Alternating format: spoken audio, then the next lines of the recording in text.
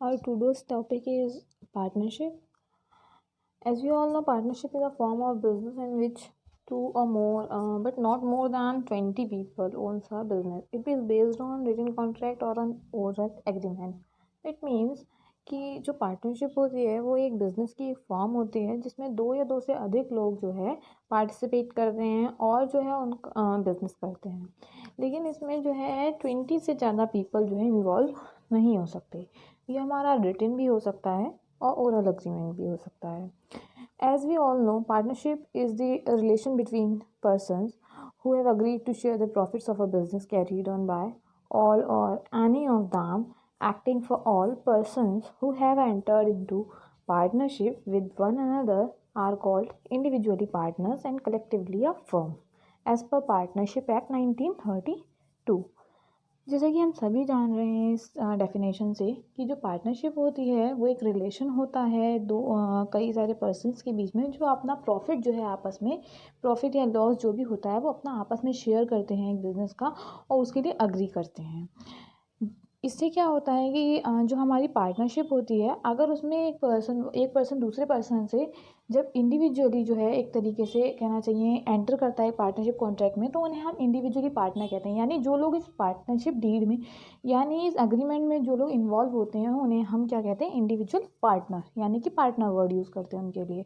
और जब ये सारे मिलकर एक कंबाइंड हो जाते हैं यानी एक ग्रुप की फॉर्म ले लेते हैं, ठीक है, तो इसको हम फर्म कहते हैं। यानी कि जो पार्टनरशिप बिजनेस होता है ये एक फर्म होती है, पार्टनरशिप की फर्म होती है, ठीक है। एंड पार्टनरशिप फर्म में इन्वॉल्व जितने भी मेंबर्स होते हैं वो सारे हमारे पार्टनर्स कहलाते हैं। इसके बाद बात करते हैं एसी थॉमस के अकॉर्डिंग डेफिनेशन की। तो as per A C Thomas a partnership is an association of people who carry on business together for the purpose of making profit. ये हम पहले डिस्कस कर चुके हैं कि हमारा जो प्रॉफिट होता है वही मेन मोटिव होता है और प्रॉफिट शेयर करने के लिए या लॉस शेयर करने के लिए जब हम जो है किसी के साथ अग्री करते हैं तो ये हमारा पार्टनरशिप में आ जाता है। मतलब इसका मेन मोटिव जो होता है वो होता है प्रॉफिट शेयरिंग, ठीक है। इसके बाद बात करते हैं प्रोफेसर कैंट के अकॉर्डिंग। तो as per professor Kent partnership is a contract of two more competent persons to place their money efforts labour and skill और some or all of them in lawful commerce or business and to avoid the profit and bear the loss in certain proportion. That means professor camp ने कहा है कि partnership एक ऐसा contract होता है दो या अधिक लोगों के बीच में जो अपने जो है पैसा है उनके पास जो मनी है एफर्ट्स हैं यानी कि जो भी उनकी मेहनत है लेबर है स्किल्स हैं उनके अंदर जो भी कौशल्स हैं या और जो भी कुछ है हर एक वो चीज़ जो लॉफुल है, ठीक है, उन सारी चीज़ों को यूज़ करते हैं और उसके बाद क्या करते हैं प्रॉफिट शेयरिंग करते हैं। और अगर होता है अगर प्रॉफिट नहीं हो तो लॉस होगा और लॉस होता है तो लॉस को भी उन्हें उसी रेशियो में शेयर करना होता है। तो इसके लिए वो लोग क्या करते हैं अपने लिए रेशियो क्रिएट करते हैं। तो इन सभी डेफिनेशंस के अकॉर्डिंग हम एक कंक्लूजन निकाल सकते हैं कि पार्टनरशिप एक ऐसी फर्म होती है जो अपने अंदर दो या दो से अधिक लोगों को इन्वॉल्व करती है लेकिन ये 20 से ज़्यादा नहीं हो सकते, ठीक है। और इसमें क्या होता है हमारा कि ये सब मिलकर जो है एक फर्म की फॉर्म लेते हैं, ठीक है। और उसके बाद जो इसके अंदर मेंबर्स होते हैं उन सभी को हम पार्टनर्स कहते हैं।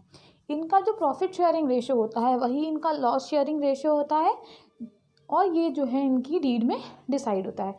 पार्टनरशिप डीड क्या होती है वो हम आगे डिस्कस करते हैं अभी, ठीक है। आगे बात करते हैं कि कौन से इसेंशियल एलिमेंट्स हैं यानी ऐसी कौन सी ज़रूरी चीज़ें हैं जो एक पार्टनरशिप बिजनेस के लिए ज़रूरी होती हैं जिनके बिना बिजनेस एक पार्टनरशिप नहीं हो सकती है, ठीक है। पहली बात है plurality of members. That means कि अगर हमारे पास दो या दो से अधिक लोग नहीं होंगे सिंगल नंबर ऑफ पर्सन से हमारी पार्टनरशिप नहीं फर्म जो है नहीं फॉर्म हो सकती है, पार्टनरशिप बिजनेस नहीं हो सकता, उसे हम सोल प्रोप्राइटरशिप कहते हैं।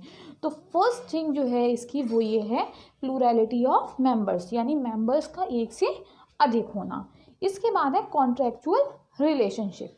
कॉन्ट्रैक्चुअल रिलेशनशिप्स का मतलब होता है कि इनके बीच में कोई जो है जो भी रिलेशंस मेंटेन हो रहे हैं वो किसी अग्रीमेंट किसी रिटन एग्रीमेंट या ओरल एग्रीमेंट के भी आप पर होनी चाहिए। एक कॉन्ट्रैक्ट होना चाहिए जिससे ये लोग बंधे हुए होने चाहिए, ठीक है। इसके बाद लीगल बिजनेस, आप किसी भी इलीगल बिजनेस के लिए पार्टनरशिप बिजनेस नहीं फॉर्म कर सकते। जो बिजनेस है उसे लीगल होना चाहिए हमारे लॉ के अकॉर्डिंग, और दो या दो से अधिक पर्सन जो है किसी भी अगर इलीगल बिजनेस में इन्वॉल्व हैं तो उसे पार्टनरशिप नहीं कहते हैं। यानी इस बिजनेस का लीगल होना बहुत ज़्यादा ज़रूरी है। इसके बाद है लॉफुल बिजनेस, जो भी हमारा बिजनेस है वो लॉफुल होना चाहिए, किसी भी तरीके से लॉ के दृष्टि से, यानी कहा जाए कि कानून की निगाह में वो गैर कानूनी नहीं होना चाहिए। इसके बाद है अर्निंग एंड शेयरिंग प्रॉफिट। सबसे इसका अगर कोई भी बिजनेस हम शुरू कर रहे हैं और उसका एम प्रॉफिट अर्न करना ही नहीं है तो वो बिजनेस ही नहीं रह जाता। पार्टनरशिप बिजनेस की तो बात ही अलग होती है ना। तो पार्टनरशिप बिजनेस में क्या होना चाहिए, मेन मोटिव होना चाहिए इनका अर्न करना, पैसा कमाना, प्रॉफिट कमाना और उसको शेयर करना, क्योंकि शेयर नहीं करेंगे तो वो पार्टनरशिप नहीं रह जाएगी। शेयर करेंगे तभी वो पार्टनरशिप है, अदरवाइज वो क्या हो जाएगा, एक बिजनेस, सिंपल बिजनेस रह जाएगा। ठीक है। इसके बाद है म्यूचुअल ऑर्गेनाइजेशन। म्यूचुअल ऑर्गेनाइजेशन क्या होता है कि इस बिजनेस में सारे मेंबर्स जो भी होते हैं, जो भी पार्टनर्स होते हैं, वो लोग जो है फ्रीली इन्वॉल्व होते हैं, पूरी तरीके से स्वतंत्र रूप से बिजनेस में इन्वॉल्व होते हैं। ठीक है, तो इसको बोलते हैं म्यूचुअल ऑर्गेनाइजेशन। इसके बाद है म्यूचुअल कॉन्फिडेंस एंड ट्रस्ट।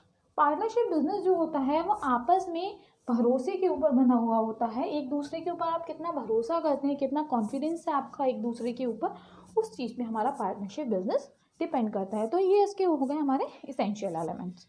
इसके बाद हम बात करते हैं फीचर्स क्या हैं पार्टनरशिप बिजनेस के। तो सबसे पहली चीज़ इजी फॉर्मेशन, इसको फॉर्म करना बहुत ही ईजी है, यानी इसको बनाना, इस्टेब्लिश करना बहुत ही ईजी है। इसमें प्लूरलिटी होती है मेंबर्स की, यानी मेंबर्स एक से अधिक होते हैं। ठीक, कॉन्ट्रेक्चुअल रिलेशंस होता है इनके बीच में, ये लोग आपस में एक कॉन्ट्रैक्ट से बंधे हुए होते हैं।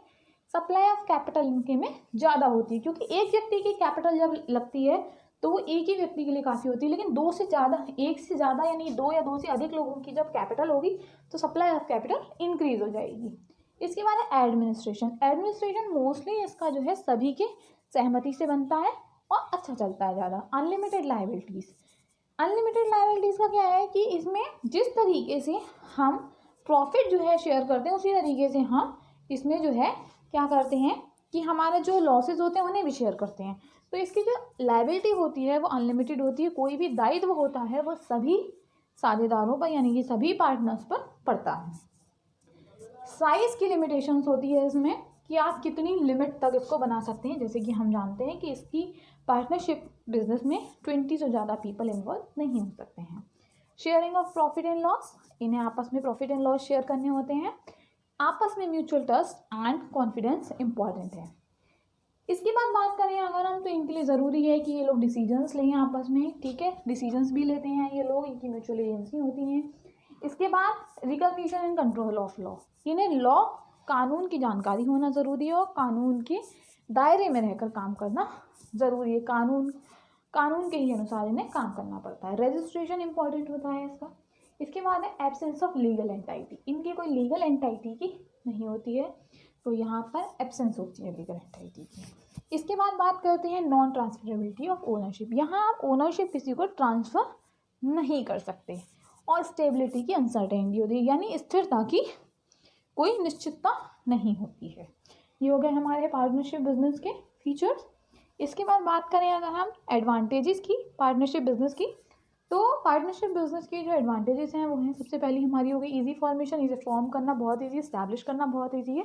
कैपिटल इसमें ज़्यादा आती है, कई सारे लोगों के मिले जुले एफर्ट्स होते हैं इसमें। डिसीजन जो होता है समूह के रूप में लिया जाता है। ठीक है, एडमिनिस्ट्रेशन जो होता है वो इसका ज़्यादा एफिशिएंट होता है। रिस्क भी आपस में बांटने हैं। लीगल फॉर्मेलिटी से बहुत फ्री होते हैं, इनके ऊपर ज़्यादा पाबंदियाँ नहीं होती हैं, रेस्ट्रिक्शंस ज़्यादा नहीं होती हैं। लोन एलोकेशन की फैसिलिटी इनको मिलती है, फ्लेक्सिबल होते हैं। और सबसे अच्छी चीज़ जो है, ऑटोक्रेसी जो है वो कम हो जाती है, यानी डेमोक्रेसी ज़्यादा बढ़ जाती है। इसके बाद डिसएडवांटेजेस की बात करें तो अनलिमिटेड लायबिलिटी सबसे बड़ी डिसएडवांटेजेस है इसकी।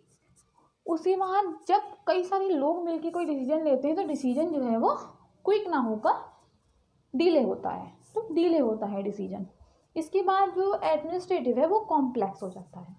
इसके बाद अगर हम बात करें तो जो मैनेजमेंट होता है वो इनएफिशिएंट हो भी सकता है। कैपिटल इनकी लिमिटेड होती है, ठीक है, लिमिटेशंस होती हैं कैपिटल की। ज्वाइंट रिस्पॉन्सिबिलिटी में रिस्क रहता है, म्यूचुअल ट्रस्ट की कमी रहती है, और टीम स्पिरिट भी इनमें ज़्यादा नहीं दिखाई देती है।